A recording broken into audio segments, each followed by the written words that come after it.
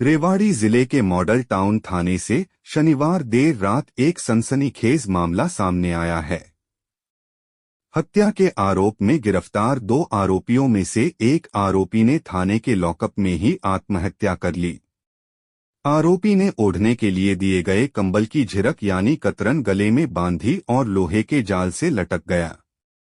घटना के समय लॉकअप में उसके साथ उसका दूसरा आरोपी साथी भी बंद था, जो कंबल ओढ़कर सोता रहा। सुबह करीब 4:07 पर हुई इस घटना की भनक साथी तक को नहीं लगी। पुलिस ने थाने में लगे सीसीटीवी फुटेज खंगाले, जिसमें आरोपी को फांसी लगाते हुए देखा गया। मृतक की पहचान उत्तर प्रदेश के सुल्तानपुर निवासी विनोद कुमार के रूप में हुई है। पुलिस ने उसे उसके साथी सन्नी यादव के साथ दोस्त राकेश की हत्या के आरोप में गिरफ्तार किया था। डीएसपी सुरेंद्र श्योराण ने शनिवार को दिन में प्रेस कॉन्फ्रेंस कर दोनों की गिरफ्तारी की जानकारी दी थी। पुलिस के मुताबिक तीनों, जिसमें दोनों आरोपी और जिसकी हत्या हुई, वो एक साथ बावल के सुठानी गांव में रहते थे। 3 सितंबर को शराब पीने के दौरान कहासुनी में विनोद और सन्नी ने राकेश की गला दबाकर हत्या कर दी थी और सिर पर पत्थर भी मारे थे। वारदात के बाद दोनों फरार हो गए थे, जिन्हें पुलिस ने दबोच लिया। विनोद परिवार का इकलौता कमाने वाला था। उसके माता पिता की पहले ही मौत हो चुकी है। उसकी 2 छोटी बेटियां हैं और पत्नी कैंसर से जूझ रही है। विनोद के साले शुभम ने कहा कि अब पत्नी का इलाज भी रुक जाएगा और दोनों बच्चियों का भविष्य खतरे में पड़ जाएगा। उसने हरियाणा सरकार से परिवार को मुआवजा देने की मांग की है। इस अवसर पर भारतीय किसान यूनियन चढ़ूनी के जिला अध्यक्ष समय सिंह भी अस्पताल पहुंचे। उन्होंने बताया कि मृतक के पिता हमारी किसान यूनियन के सदस्य हैं।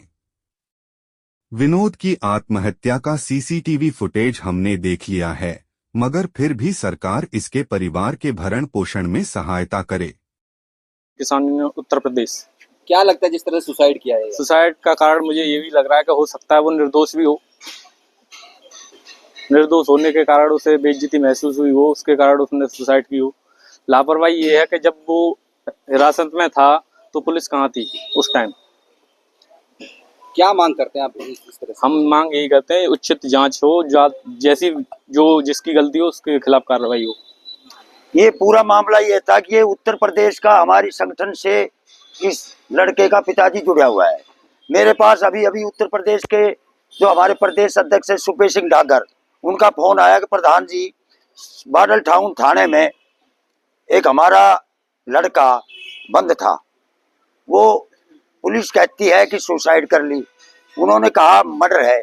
या मजिस्ट्रेट साहब से मेरी बात हुई है, ऐसे तो खड़ी है, बात हुई है। उन्होंने सीसीटीवी कैमरा दिखाया है तो उसमें सुसाइड आई है, लेकिन लापरवाही तो बहुत बड़ी है।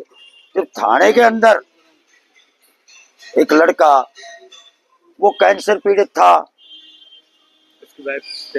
उसकी वाइफ कैंसर पीड़ित था, उसको इतना जो पुलिस के कस्टडी में सुसाइड करिए, उसकी हम हाई लेवल पे पोस्टमार्टम करवाएंगे और हाई लेवल की जांच करवाएंगे। कोई टॉर्चर की बात आ रही है कि हो सकता है टॉर्चर किया हो, इस वजह से सुसाइड कर लिया? वो तो एसएसओ साहब से मेरी बात हुई है, उन्होंने कहा है कि ये पोस्टमार्टम में सब बातें आ जाएगी।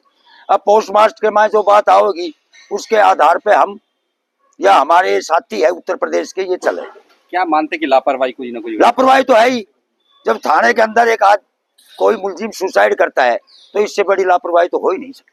उनके रिलेटिव भी आएंगे? कौन कौन आएगा? उनके रिलेटिव, उनके जीजाजी है, ये उनका साला है, 1-2 साथी और है, और अभी हमारी उत्तर प्रदेश की टीम भी शायद चल रही।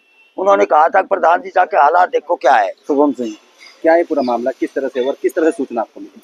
जैसे कि बताया जाता है कि कल परसों की किसी एक आदमी की बावल में डेथ हुई थी, जिसकी कस्टडी में इन्हें कल पुलिस अपने हिरासत में ली थी, और उसके बाद रात में ये हम लोगों को खबर मिली कि इन्होंने पुलिस कस्टडी में सुसाइड कर ली।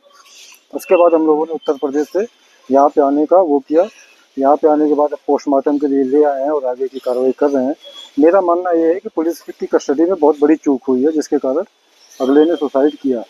क्या लगता है आपको, क्या वजह रही होगी सुसाइड करने की? क्योंकि बहुत बड़ी मजबूरी में सुसाइड कोई करता है। अब ये तो मेरी बातें उनसे पिछले कई दिनों से नहीं हुई है, जिसके कारण मैं सारी चीज़ों से नहीं वाकिफ़ हूँ, लेकिन इतना वाकिफ़ हूँ कि पुलिस कस्टडी में किसी की डेथ होना एक बहुत बड़ी लापरवाही।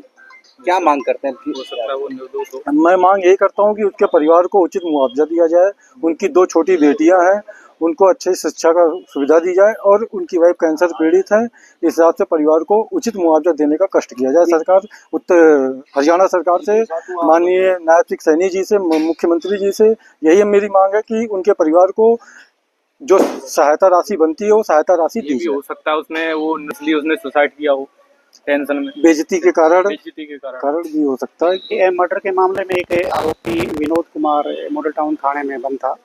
तो इसने रात में है ना अभी सूचना मिली कि इसने सुसाइड कर लिया है। तो थाने में जाके भी इस बारे में जानकारी हासिल की गई, इंक्वायरी की गई और प्रथम दृष्टा प्रामा फेसिया ये एक सुसाइड का मामला सामने आया है।